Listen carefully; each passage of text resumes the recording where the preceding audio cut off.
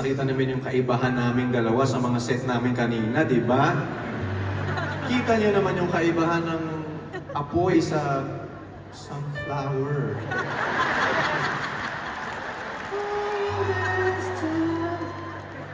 Uy, pero kung ako yun, nandun na din ako sa TJ Monterde, yung minimum effort, maximum impact. Ganon yung, ganon. Kami ka naman. Ganon yung gabi sa inyong lahat. Kakagulo kayo Kami ka lahat. naman.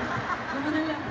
Good evening, di ba kanina, ikaw at ako gumanon lang sa camera. Kikiligin kayo pag ako gumanon, direct button mo to. Direct butan mo daw. Butan mo daw. Diba?